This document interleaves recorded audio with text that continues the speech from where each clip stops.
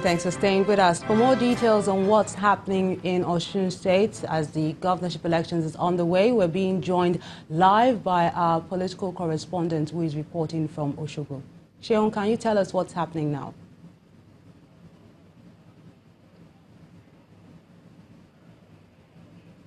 Thank you so much and welcome to the Collation Center at the INEC headquarters in Osogbo, the capital of Osun State.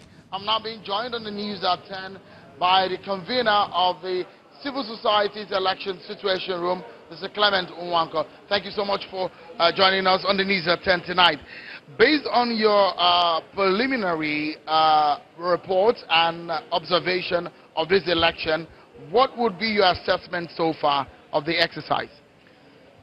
I think what is very positive is the positive turnout of citizens in the state to come out. There's been a good turnout in terms of citizens coming out to cast their votes.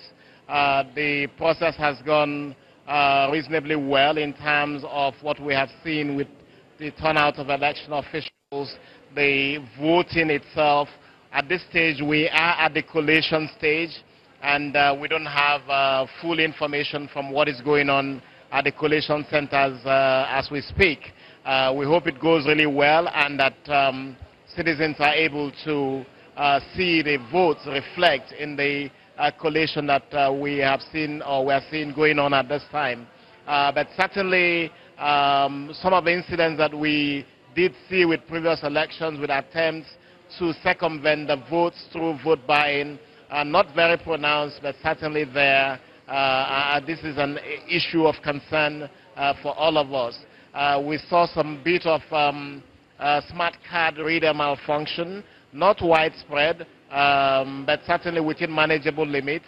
We think we need to overcome that looking ahead, but certainly it's been a smooth day with the voting, and we hope the smoothness proceeds with the collation, which is often or sometimes a challenge with these elections. But we're keeping a close eye on this, and we hope that before the night runs out, the collated results will begin to filter in to this collation center here. Already, in the immediate reaction of a lot of people towards this election, they've been giving INEC a thumbs up in terms of what INEC says it wants to do. Do you think INEC has kept to his words in terms of the logistics that it promised that it would tidy, and the issues of its conduct and some of the things that it introduced in curbing vote buying? Well, yes, I think that there was good presence of security, and we must commend the police as well. It apprehended some suspected cases of vote buying, and we hope that the apprehension leads to arraignment and charging to court of those involved. On a downside, INEC had promised the deployment of the Braille system to enable sight-challenged Nigerians to be able to vote. We didn't see that in practice, which is a downside, and we think it's something that INEC needs to take very seriously because a few days ago it had promised that this would happen.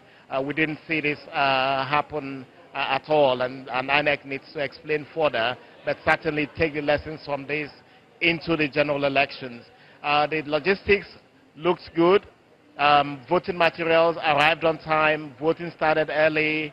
A bit of training, maybe a little bit more training of officials to be able to handle several situations, but it wasn't a widespread concern. Politicians, I think, still made efforts to try to buy votes, and that's a concern, and I think this country needs to bring to an end the scourge of vote buying. It's not as widespread as we saw in Ekiti, but certainly there were some evidences that this was still something that is at the background with elections. Before I allow you to go, just briefly tell us, it is a very crucial moment in the life of the process of this election, the collation period, and it is in the dark hour of the night. What do you think is happening now, and are we sure that everything is going on well? Well, we hope it is going well. We can't be very sure because observers are not in every particular location at this time. A shortcoming on the part of the political parties, if you're a serious political party running elections on a serious basis, you must have trained, trusted agents. The observers are not going to do the work of the agents. Observers do not represent political parties. So candidates running for elections, political parties running for elections, looking towards 2019, you must have trusted, trained agents in every polling unit in this country if you are to be running a serious election. Mr. Clement Nwanko, convener of the Civil Society Election Situation Room, many thanks for talking to us on the News at 10. Thank you, Shewan. And that's it for now. We are still at the Collation Center of INEC. The results are not totally in. We will be monitoring the situation and give more updates as when the results coming. And it's back to you now in the studio. Many thanks, Sheung. Now let's talk security in Benue State. The governor, Samuel Ortom, has attributed the relative peace to the careful implementation of the anti-open grazing law, which has greatly reduced the face-off between herdsmen and farmers in the state. The governor, who spoke on the continuous clashes between herdsmen and farmers, how it has affected farming activities in the state, maintains that the recent anti-open grazing law is the solution to the crisis, despite criticism from some quarters. According to him, the state has arrested and prosecuted over 200 offenders, securing 49 convictions since the law came into effect. Benue State, no doubt, has had its fair share of attacks by suspected herdsmen in recent times, leading to a huge number of internally displaced persons in the state. Since the affected communities are inhabited mainly by farmers, farming activities in the state that pride itself as the food basket of the nation is arguably impacted negatively. This conference in Abuja is organized by Benue media practitioners to discuss the impact of those crises on food security in Nigeria, as well as proffer a solution to the situation. The crisis of herdsmen and farmers. The guest lecturer highlights some of the reasons that may have fueled the recent crisis between farmers and herdsmen in Benue State, while advocating the full implementation of the anti-open grazing law in the state. Today, population has risen. There's a lot of development. And of course, our population is growing very fast. About 2.5%, that is what people put it. And this means that pressure on the land is increasing. Governor Samuel Ortom had in May this year signed into law a bill by the State House of Assembly prohibiting open grazing and encouraging ranching. Despite the criticisms from some people, the state governor maintains that some successes have been recorded within the last 4 months that the law has existed. As I talk to you, over 200 herdsmen have been arrested.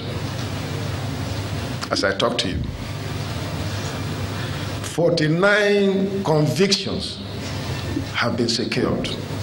So we must adopt global best practice in animal husbandry. Our law is not meant to send Fulani away from us.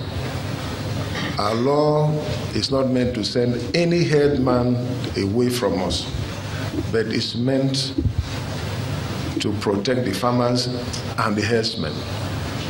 Although the anti-open grazing law in Benue State introduced by the state government has been criticized by some people, the urgent need to restore permanent peace in the region through every legitimate means has remained a subject of discourse in several fora. The Vice President, Professor Yemi Osinbajo, has given Nigerians the assurance that the federal government is committed to ensuring that petty traders and artisans are given the needed support to succeed in their businesses. Professor Osinbajo mentioned this in Owerri, the Imo State capital, while launching the Trader Money Loan Initiative at the Relief Market.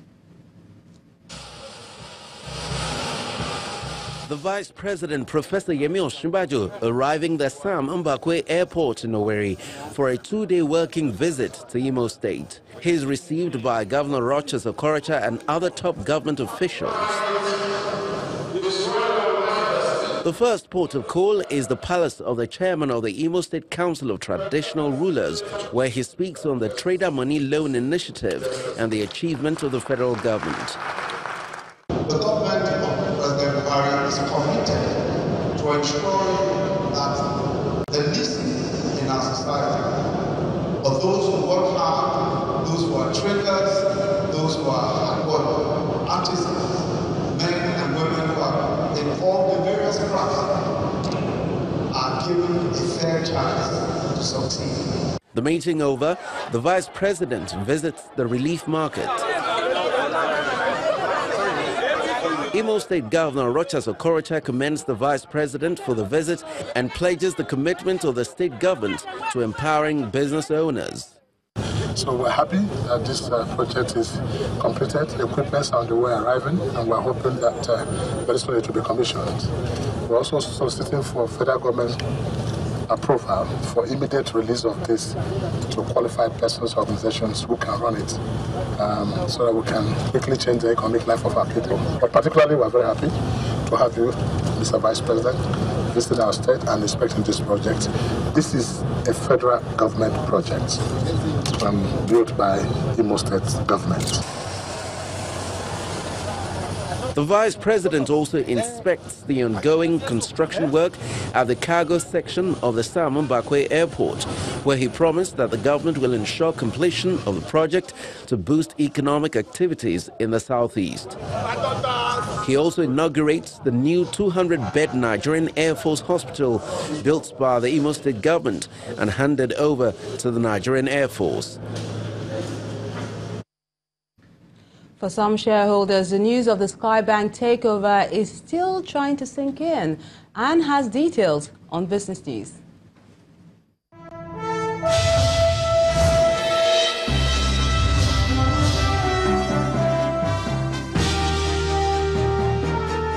You're very right, Merlinda. Some shareholders of the defunct Skybank are not happy with the decision of the central bank to revoke the license of the defunct lender and its eventual takeover by Polaris Bank. Expressing the feelings of minority investors on our weekend program Capital Market, the national coordinator of the Independent Shareholders Association of Nigeria, Mr. Adeniyi Adebisi, emphasized the need for regulators to revisit investment risks in a business takeover. But assuming that you have about 200 million shares or 200 million worth of shares in that company, what becomes of that 200 million? Is there any program in front that will revisit it, or it's gone? If it's gone, I mean, it used to happen in companies. A company gets into trouble and it incurs losses and so on. But in this case, what would be the reaction of somebody having 200 million or 500 million? Do you just turn around and say, your investment has gone? Well, with your authority, with the mandate you always claim, it could be like that. But are you encouraging other investors? You are discouraging not only the local investors, but foreign investors as well. In a related development, the managing director of the Nigeria Deposit Insurance Corporation, Mr. Umaru Ibrahim, has given an assurance to depositors of the new Polaris Bank that their funds are safe. Mr. Ibrahim says the bridge bank option remains the most sustainable option and suitable option the NDIC has taken to address the challenges facing the defunct Sky Bank. He was speaking at a news conference in Lagos, where the decision for the bank's takeover was announced. The NDIC carried out the bridge bank option so as to resolve the Sky Bank PLC in order to make certain that its depositors are fully protected and their deposits with the Polaris Bank Limited remain insured under the NDIC Act, and that the customers of Sky Bank PLC can continue to transact their business with Polaris Bank Limited, thereby ensuring non-disruption of their banking transactions.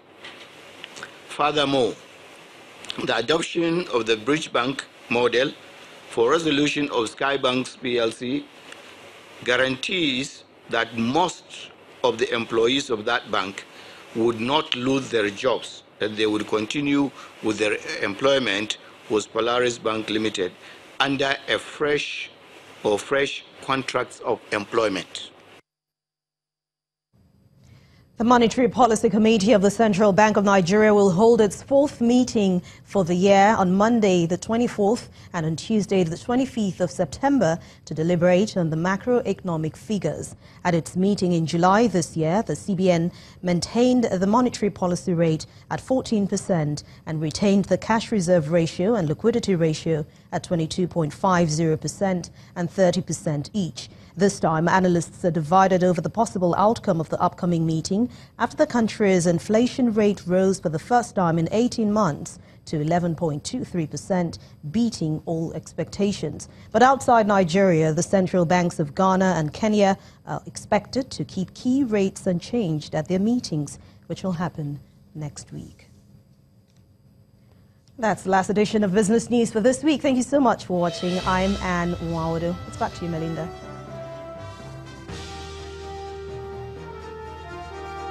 Thank you so much, Anne. Still ahead on the news at 10. The Tigers of Nigeria begin their campaign at the 2018 FIBA Women's Basketball World Cup with an 86-66 point loss to Australia. That's on Sports News. Join us again.